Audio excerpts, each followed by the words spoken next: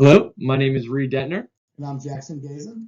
and the title of our project is Evaluating MLB Career Path and Trajectories. So our research question basically is, how do MLB players' path to major leagues affect trends in their performance as they age? Specifically, we want to know if a player opts to attend college or not to attend college and go directly to professional baseball, seeing how this affects their impact and the trajectory on their offensive performances.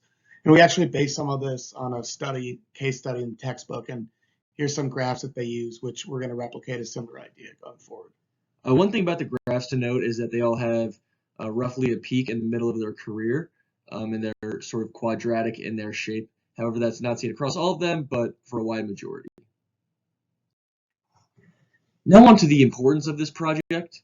There's hundreds of millions of dollars in MLB organizations and in terms of player salary, and predicting how players are going to perform as they age, especially in regards to their background, is an incredibly valuable piece of information to help these individuals make these decisions.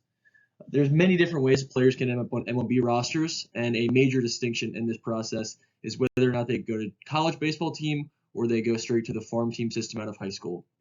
Players often take a few seasons to adjust. In reference to an ESPN article, they projected that that's often around 27. However, the book stated that it was 30. We'll get more into how we see this playing out later in the presentation. But however, just notes mostly around that middle part of the career, and increase of analysis of data, especially available in colleges, is changing the landscape for prospects. The image below is a reference to a Wall Street Journal article showing how more and more players are opting into pursuing college baseball as it increased their draft prospects, and more organizations are valuing college baseball experience. So to get our data, we used the Lawman Baseball Database, which is a really rigorous and complete database that has data for college players, MLB players, minor league players, and was super helpful for this. Also, a package exists in R, which allows you to get certain attributes or figures with this players very easily. So that's what we use to scrape the data in R and clean it for what we wanted to do. To get an example or to get a feel of how this database works, you can see the architecture of it below. It's relational based on a unique player ID, and obviously contains many pieces of information.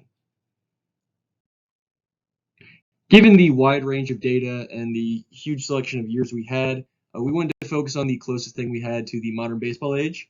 So we decided to look at all batters, focusing specifically on offensive performance. All batters had their debut between 1990 and 2000 in the major leagues.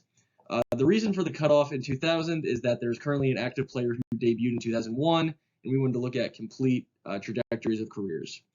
Then we also only include batters who appeared in over 800 games, which is roughly equivalent to 5 seasons in the MLB.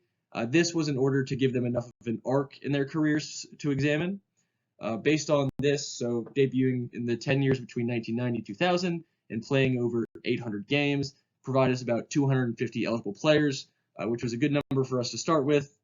And then for the eligible players that we included, we went on to only include seasons where they had at least 100 plate appearances. This was in case they had maybe a season at the beginning or the end of their career with only a handful of at-bats, leading to a offensive metric that would be out of line otherwise in their careers. It's important to note that on average, if a player is playing a full season, he's getting around 400 to 500 at-bats. So we made it show that we only include seasons where they're getting at least a relatively significant portion of this, so it doesn't exaggerate the data. So the first variable we use is player ID. So the Lawman database gets it all from Baseball Reference, and in that, there's all like the website links are based on each player's player ID. So using that allowed us to scrape the data really easily. So that was the most important variable in that sense. The second variable we used is whether a player attended college or not. We made it the value as a 1. The player did attend college. If not, they were drafted from something other than college, either high school or signed internationally. And finally, the other data point we use is on base percentage, which basically measures the percent of times the player gets on base compared to how many times he has a plate appearance. In that same vein, on base or OB is the number of times a player reaches base, the numerator of OBP, and PA is the number of times a player appears at the plate, the denominator of OBP. We also calculate an age variable. Only birth date was provided, so we use age as a player's age on opening day for a season. Also note that attend college indicates no completion. We can only access whether a player had played for a school that came along with a school ID similar to a player ID. Along with this included some junior colleges and community colleges, which we recognize are not in the same vein. However, they did mark down as college in the alumni database, so those players were marked down for attending college. Initial exploration of our data put together some summary statistics on age and OBP, or on-base percentage. You can see below it's symmetric, roughly normal, centered around 0.342 was the median, and then 0.343 was the mean. Interquartile between 0.316 and 0.37. Some other additional points are that 48% of all seasons completed were by a player who went to college. So roughly half our data comes from those who went to college, and roughly half did not. And then the median number of seasons with over 100 at-bats was 8, with an interquartile range of 5 to 11. So we see that's sort of the arc we expect between 5 and 11 seasons on the wide ends for the players in our database. So now on to our model structure. For our simplest model, we pull together all the players based on whether they attended college or not, irrespective of their individual player IDs. We describe the logit of the success probability, in our case that is on-base percentage, as a quadratic function of the player's age. So here you can see log PJ over 1 minus PJ is equal to that quadratic expression. And then we do xj minus, where xj is the age, minus 27. That's for ease of interpretation, given that we expect the peak of a player's career to occur at age 27 in reference to the ESPN article. Again, PJ is a single season on-base percentage for a player, xj being the age. And then we run this model for the college group and the non-college group in order to compare the resulting posterior distributions to see if there are any differences in their trajectories. Here's our JAGS model. The thing I really want to highlight is that we're studying beta 0, beta 1, and beta 2, and we use weak and forward priors for those. Also note in the model we use the thin of 10, just to decrease the correlation to make sure all the samples explore the parameter space, and yeah. Here's a breakdown of our initial results for those players who attended college. We see that they have negative values of the mean for beta 0 and beta 2, and a positive value for beta 1. This indicating a parabola shape that we expected with the peak in the middle. And then also from our diagnostic plots, we can see some minimal correlation, but overall all signs trending towards convergence. We can continue on to the no college model. Again, we see the same sort of pattern with the beta 0 and beta 2 being negative, beta 1 being slightly positive.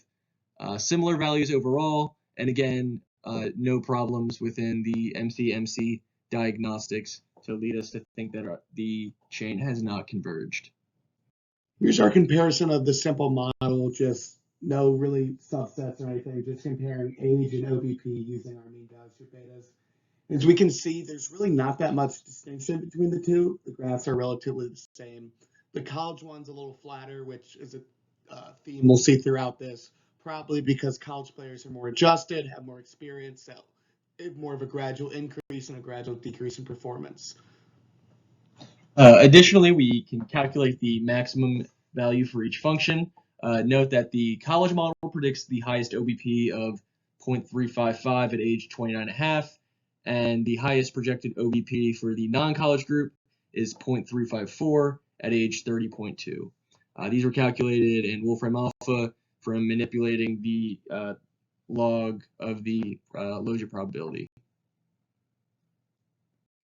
For the next steps in our research, to further investigate the trends between OBP and age, we wanted to restrict to 2 different subgroups. One we call the elite players, or those marked by an OBP cutoff of above 350 for their entire career. This provides about 35 players for the college group and 40 for the non-college group.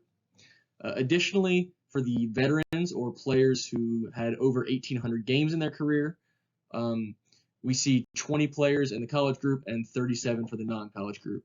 Below, there are histograms of all seasons for these players. You can see, again, roughly normal, symmetric, and good to go on to the next steps in the modeling process. Here's just a basic summary of the comparison among elite players. Notice again, very little autocorrelation. The trace plot shows that the parameter space has been explored and no signs against convergence.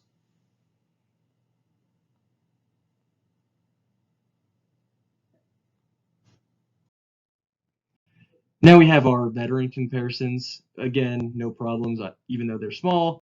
Again, no problems in the diagnostic plots. College results on the left, summary results from the JAGS and non-college group on the right.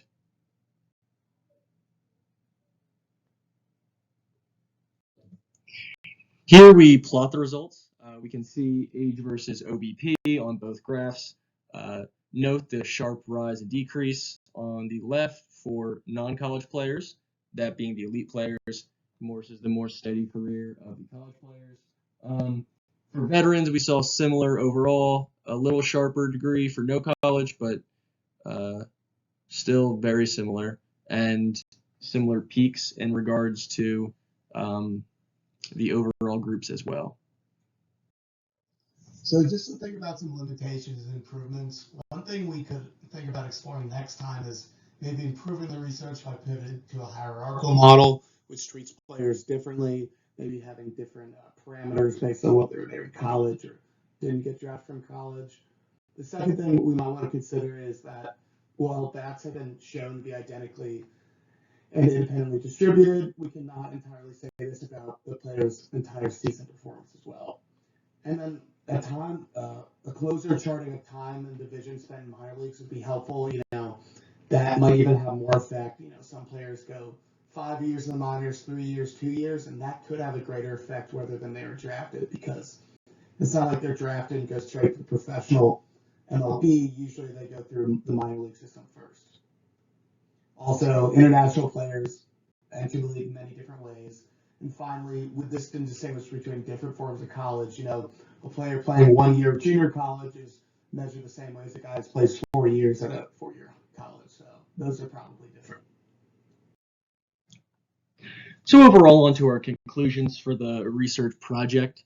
For both players who went to college and those did not, we definitively saw that their peak performance occurs around the same time, age 30, which is in line with the textbook rather than the ESPN article we cited at the beginning. For the overall group and subsets, college players as a whole tended to have more stable careers, so they weren't going from a lower to a higher OBP. They tended to stay more similar over their entire career. However, we note that these differences are minor, and while the impacts are important, a few points of OBP is not too excessive, so more research needs to be done in determining sort of how impactful these are and would be to a certain team. The most interesting results were clearly in the elite group, which showed the greatest differentiation. And as a whole, these results aligned with our intuition that college baseball provides players frequently of less potential skill who are not as notable coming out of high school, with valuable coaching and playing opportunities that really changes how they enter the game, how they're valued, and how they transition throughout their careers. We want to thank Professor Hu for this course, the opportunity, as well as Professor Tvorkova at Washington Lee. Thank you. Thank you.